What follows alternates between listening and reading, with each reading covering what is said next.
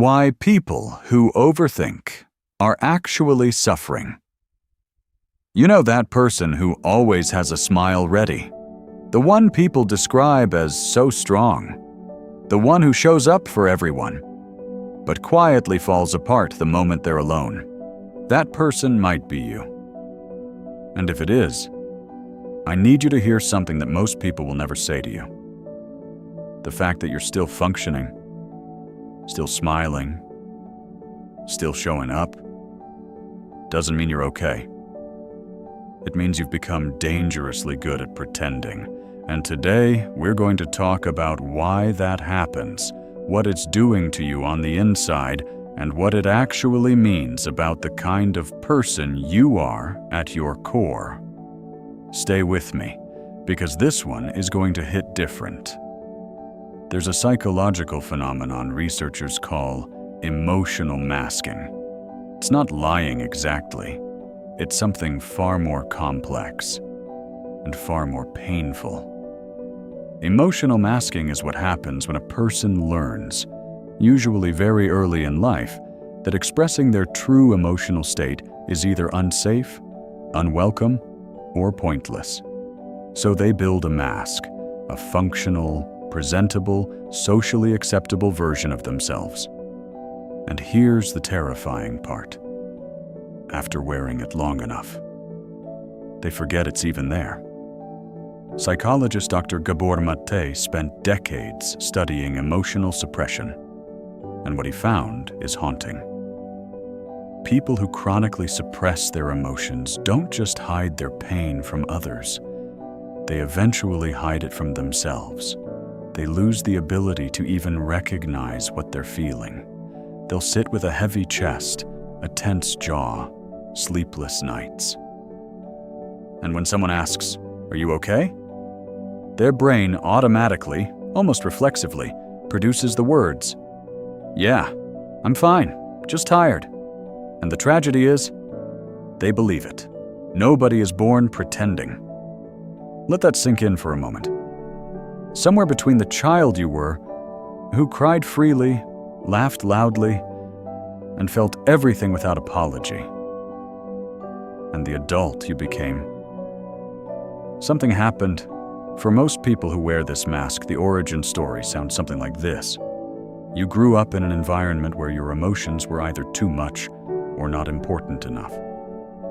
Maybe you had a parent who was emotionally unavailable, not cruel necessarily, not abusive in the obvious sense, just distant, preoccupied, checked out. And as a child, you did what every child does. You adapted. Because children are survival machines. When a child expresses pain and receives silence, when a child cries and is told, "Stop, you're fine, don't be so dramatic." When a child brings their fear to a parent and feels like a burden for doing it, that child learns a devastating lesson. My feelings are a problem. And from that moment forward, they begin the lifelong work of making sure nobody else has to deal with that problem. They become the helper, the strong one, the one who holds it together. Psychologists call this the development of a false self, a constructed identity built not around who you truly are, but around who you needed to be to receive love and avoid rejection. And the real self? The one with the fear, the sadness, the exhaustion. That self learns to be very, very quiet. Let me describe something, and I want you to tell me if this sounds familiar. On the outside, you're functional, capable, maybe even admirable.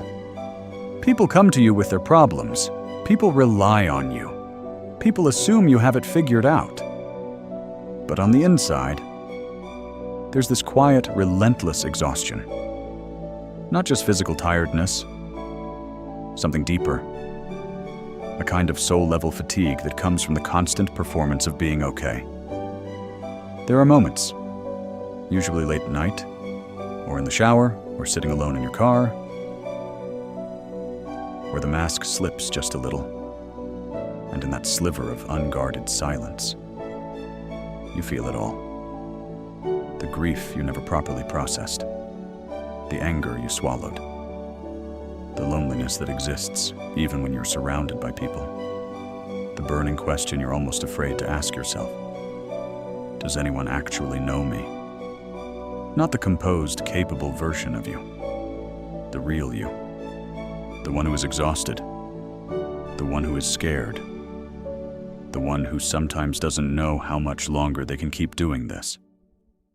That's not weakness. That is the sound of a human being who has been carrying far too much, for far too long, entirely alone. Here's what the research actually shows. And this part matters. Chronic emotional suppression isn't just emotionally painful. It is physiologically destructive. A landmark study published in the Journal of Psychosomatic Research found that people who regularly suppress their emotions have significantly elevated levels of cortisol, the body's primary stress hormone, even during periods when they appear outwardly calm. In simple terms, your body is keeping score even when your face isn't. Long-term effects of chronic emotional masking include anxiety that seems to come from nowhere, because when emotions have no conscious outlet, they find unconscious ones. Emotional numbness. The cruel irony of suppressing pain long enough is that eventually you suppress everything, including joy, excitement, and love.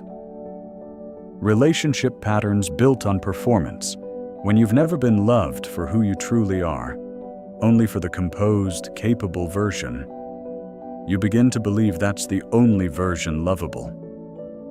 So you perform, even in your closest relationships, and intimacy becomes something you crave and fear simultaneously. Explosive moments that feel out of character. People who suppress consistently will often experience sudden, overwhelming emotional releases. Crying at something small, snapping at someone unexpectedly, feeling devastated by a minor rejection. This isn't instability, it's overflow. It's what happens when the container finally runs out of space, and perhaps most painfully, a growing sense that nobody truly knows you. Because they don't. They know the mask, and somewhere deep inside, you know that. And that knowledge is its own particular kind of loneliness. Here's the paradox that makes this so hard to escape. The very traits that make you appear the strongest are the traits born from the deepest pain. Your reliability, born from learning you couldn't rely on others. Your composure, born from learning that falling apart wasn't safe. Your empathy, born from a childhood spent reading the emotional temperature of the room to protect yourself. Your selflessness, born in many cases from the belief that your own needs were less important or less valid than everyone else's. You didn't choose these traits from a place of wholeness. You built them from a place of survival. And now, the world rewards you for them. People call you strong. They call you dependable. They call you the one who always has it together. And every compliment feels like another brick in the wall between who you actually are and who people think you are. The stronger your mask appears, the less likely anyone is to look behind it. And so the cycle continues,